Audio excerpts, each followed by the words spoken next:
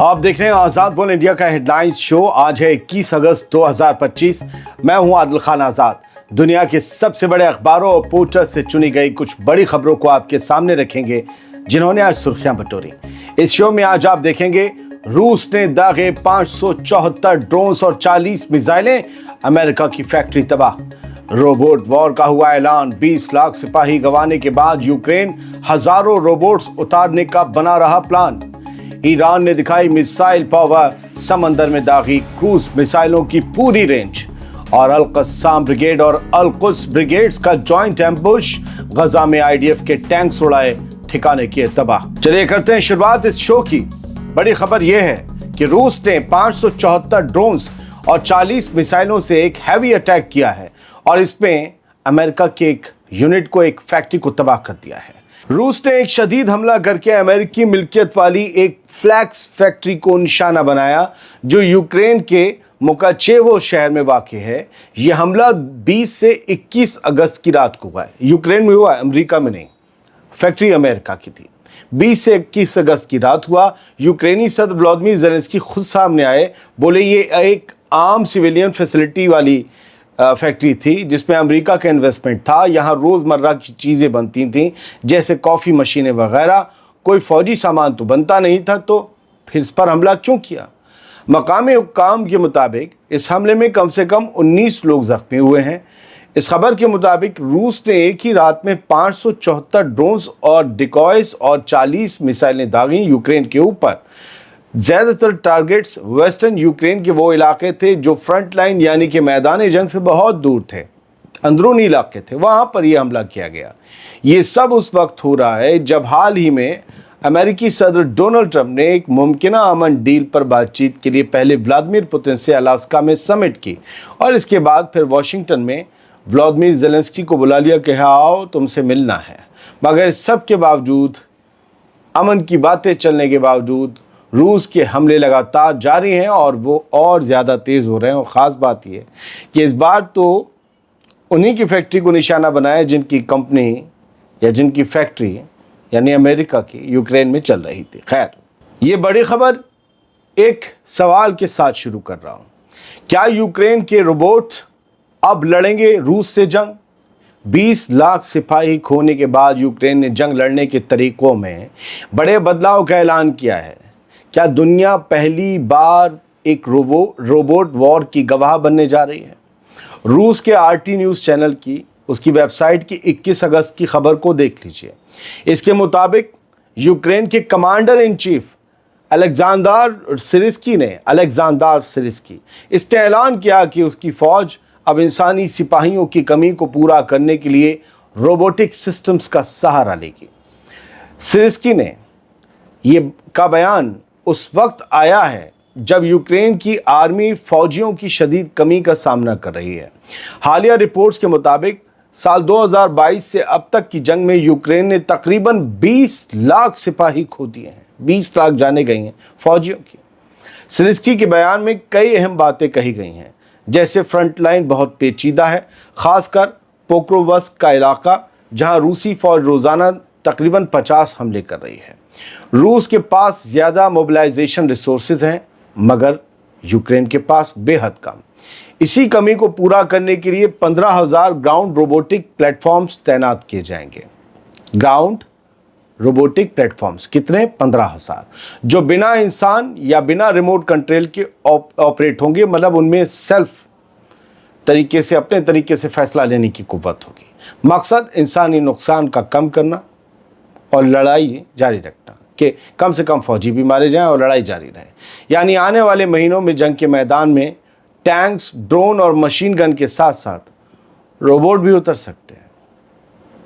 Robotic war जब भी होगी, साइबर वॉर जब भी होगी, जो असली वाली होगी, बड़ी ख़तरनाक होगी। ईरान की नेवी ने एक बड़ी ड्रिल शुरू कर दी है, सस्टेनेबल पावर 1404।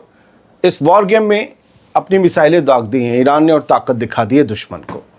ओमान सी और इंडियन ओशन में, इनके नॉर्दर्न हिस्सों में ईरान ने आज जुमेरात से अपने बड़े पैमाने पर नेवल ड्रिल का मेन फेज शुरू किया है। इस दौरान ईरानी नेवी ने अपनी होम ग्रोन क्रूज मिसाइल्स, घर में बनी क्रूज मिसाइल्स की पूरी रेंज दुनिया को दिखा दी। इस ड्रिल की अहम बातें जान लीजिए। नासिर और कादिर क्रूज मिसाइल्स को कोस्ट यानी साहिल और नेवी वेसल्स से फायर किया गया। विलायत 2 ऑनशोर सिस्टम से Qadir coast to sea anti ship missile launch की गई। Surface units, sub surfaces units, flight units, shore to sea missile sites, sea base sites और इलेक्ट्रॉनिक वॉरफेयर यूनिट्स ने शिरकत की इस पूरी नेवल ड्रिल के पहले फेज में। ईरान का साफ कहना है कि ये सारी ताकत डिफेंसिव मकसद के लिए है और उसकी मिसाइल पावर किसी नेगोशिएशन का हिस्सा नहीं बनेगी। बिक्री के लिए तो बिल्कुल नहीं है। हम टेबल पर अपनी मिसाइल प्रोग्राम का सौदा नहीं करेंगे। यानी ईरान ने साफ साफ कह दिया है कि हमारी ताकत सिर्फ डिफेंस के लिए है, लेकिन दुश्मन ने गलती की तो जवाब ऐसा मिलेगा कि होश उड़ जाएंगे। अब खबर गजा से। गजा में अल-कस्साम और अल-कुद्स ब्रिगेड ने इस्राएली फौज को बड़ी चोट दी है। खबर यह है कि हमास के आर्म्ड विंग अल-कस्साम ब्रिगेड्स ने एक ऐलान किया है कि उनके मुजाहिदीनों ने बुध को कल खान यूनिस के साउथ अल रंतीसी मस्जिद के पास इस्राएली सिपाहियों और गाड़ियों के ठिकानों को कई मोर्टार शेल से निशाना बनाया। अब कभी कभी मोहल्ले भी पढ़ने पड़ते हैं ताकि लोगों को यकीन हो कि आज ये अंदर की जंग की खबर दे रहा तो असली है। इधर फ़लस्तीनी इस्लामिक जिहाद के आर्म्ड विंग अल-कुद्स ब्रिगेड्स ने एक बड़ा वीडियो जारी किया है।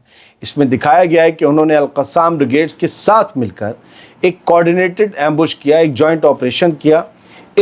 इसमें घात लगाकर जाल बिछाकर हमले किए गए और दुश्मन की आर्म्ड गाड़ियों को एंटी टैंक शेल से उड़ा दिया गया और काफ़ी उन्हें नुकसान पहुंचाने का दावा भी किया गया। यानी गजा के मैदान जंग से साफ है कि इस बार मुजाहिदीनों ने इत्तेहाद दिखाया है और इसराइल के यानी कि उन्होंने अपना एक दूसरे के साथ जॉइंट ऑपरेशन चलाया है और इसराइल के भारी भरकम टैंक्स को उड़ा डाला है। इतना ही नहीं, 20 अगस्त को अल-कस्साम ब्रिगेड्स ने बताया कि उनके लड़ाकों ने खान यूनिस में इसराइल की नई बनाई हुई मिलिट्री पोजीशन पर भी एक बड़ा रेड ऑपरेशन किया। ब्रिगेड्स के मुताबिक एक पूरी पल्टन साइज की इन्फेंट्री यूनिट ने इस ठिकाने को घेर कर हमला किया, चारों तरफ से गोलियां चलाई। इस ऑपरेशन में इसराइल के मरकेवा 4 गार्ड टैंक्स को शावाज एक्सप्लोजिव आईडीज और यासीन 105 जो उनका आरपीजी शेल होता है उसे तहस नहस कर दिया गया। तो ये सब कुछ गजा में हो रहा है। कुछ खबरें लाइव देखते हैं। सूडान की खबर यह है कि सूडान की जो दारुल हुकूमत खार्तूम थी वो पिछले 2 साल की खाना जंगी में बिल्कुल मिसमार कर दी गई।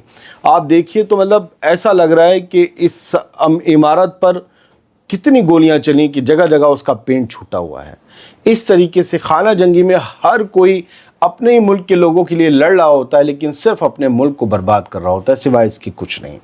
फिलहाल अच्छी खबर यह है कि अब फिर से 2 साल के बाद पहली बार ऐसा हो रहा है कि खार्तूम में जो सूडान की दारुल हुकूमत है उसमें रीबिल्डिंग का काम शुरू हुआ है। पहली बार कोई मरम्मत का काम शुरू हुआ है, यानी लोगों में एक उम्मीद वापस आई है कि अब ज़िंदगी जी जा सकती है।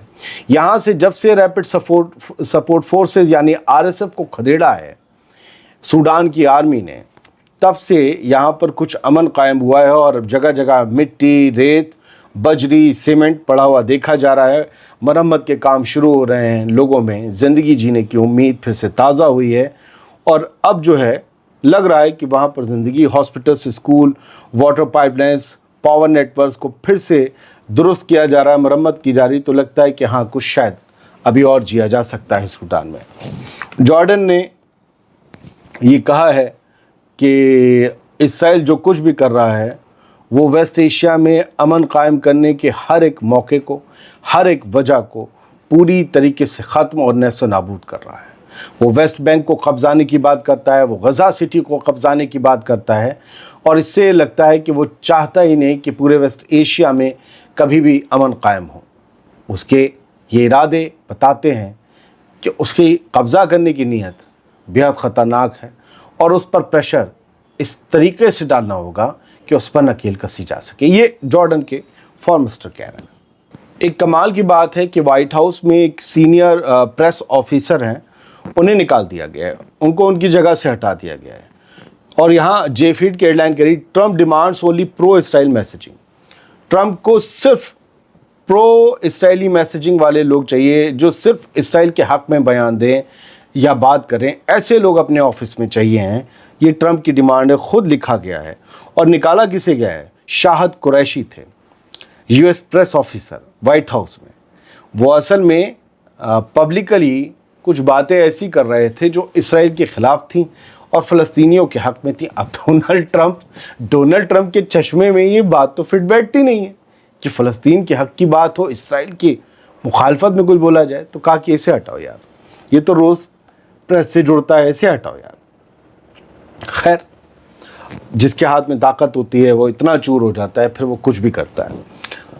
نیتن یاہو نے کسی بھی چھوٹے موٹے یا کم دور کے سیز فائر کے لیے بالکل منادی کر دی ہے، اور اس نے جو کرنٹ پروپوزل حماس نے تسلیم کیا تھا کل، جس کے بارے میں یا پرسوں ہم نے آپ کو بتایا تھا، اس نے کہا کہ اب یہ پروپوزل ریلیونٹ نہیں رہ گیا ہے، اب اس پر بات نہیں ہوگی، اب ٹوٹل جنگ، اب پورے اینڈ آف دا وار ہوگا، اور وہ ہوگا حماس کے خاتمے کے بعد۔ تو یہ بات ہر بار ہر روز وہ یہ کہہ رہا ہے اور جتانے کی کوشش کر رہا ہے کہ ہم سیز فائر کرنے، تو بھیا تمہاری کس سے ہوا پاؤں سرکتی ہے؟ کیوں مصر اور قطر میں بار بار اپنا ڈیلیگیشن بھیج دیتے ہو جب تم نے سیز فائر کرنا ہی نہیں؟ کس لیے؟ اینڈ آف دا وار کے لیے تو وہ بلا نہیں رہے، وہ کہہ رہے ہیں پہلے سیز فائر ہوگا، پھر اسی سیز فائر کے دوران بات چیت ہوگی، اور تب جو ہے ہم جنگ کے مکمل خاتمے کی طرف آگے بڑھیں گے۔ فی الحال امریکہ کے، ہم نے آپ کو خبر بتائی تھی، امریکہ کی ایک اور خبر یہ ہے کہ 59% امریکنز یہ چاہتے ہیں کہ فلسطین کو ایک آزاد ریاست کے طور پر، آزاد ملک کے طور پر تسلیم کیا جائے، اور یہ 59% لوگ ہیں، ان کا یہ بھی ماننا ہے کہ اسرائیل کے جو مشنز ہیں وہ کچھ زیادہ ہی ہیں، حد سے زیادہ، اوقات سے زیادہ۔ اتنے ملٹری مشن نہیں چلانے چاہیے، وہ بھی ان پر جن کے پاس ہتھیار نہیں ہیں۔ آپ کے برابر تو 10% نہیں ہے۔